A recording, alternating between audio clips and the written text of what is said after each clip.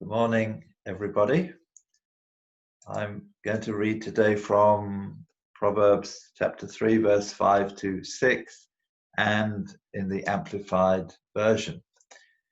Trust in and rely confidently on the Lord with all your heart, and do not rely on your own insight or understanding.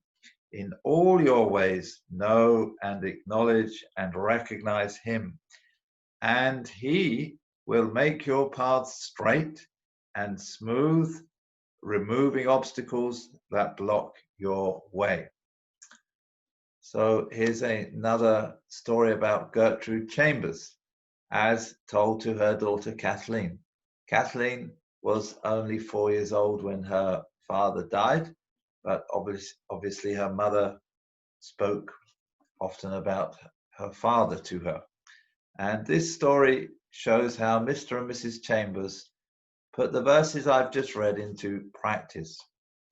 Last time I mentioned that Oswald and Gertrude had started a Bible college in London. In fact, it was at Clapham Common, which is just down the road from where we are here in Epsom. I'm going to read the account from the book I've been reading. So Kathleen says, it was an unusual Bible college.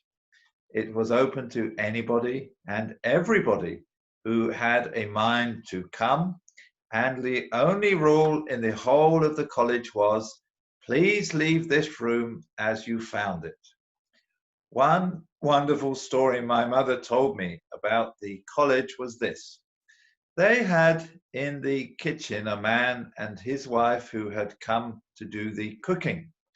They had been a butler and a housekeeper in one of the big houses in the neighborhood.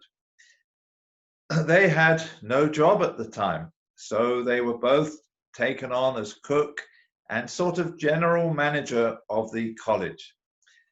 A very dear friend of ours, who was helping in the kitchen, came to my mother one day and said, I'm very perturbed because things are disappearing. Blankets, as well as food and all sorts of things. It's obvious who is doing it. Hearing about this, my father advised, don't do anything about it. We'll just tell God and leave it completely. So these things went on disappearing. Eventually, the man went to my father, very cut up and broken down, and said, I want to tell you I am ashamed that my wife and I have been consistently taking things from your linen and store cupboards ever since your college opened. I can't bear the thought that I have taken in you good people. My father replied, you haven't taken us in. We knew you were doing it, but we wanted God's Spirit to tell you. My mother said the man was completely overcome, and both he and his wife came to a very deep and real knowledge of God. My mother always felt this was such a wonderful lesson to learn.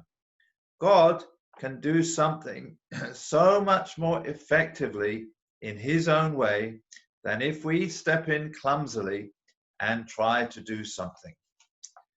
It's a wonderful story, isn't it? And I guess that many of us in that situation might have confronted the man and his wife. They would probably have been upset. They may have denied it. They would probably have left in a state and not been heard of again. And we would feel that we had done the right thing. And in many ways, that would be true. After all, we could argue they had been stealing from the Lord, they've been hindering God's work, and so on. But Mr. and Mrs. Chambers didn't have their eyes on their own needs and comforts. They were seeking to win souls for the Lord, and in particular, in this case, that man and his wife. And they were willing to lay down their own lives to that end. I think it's a good lesson to spend time pondering. Have a great day.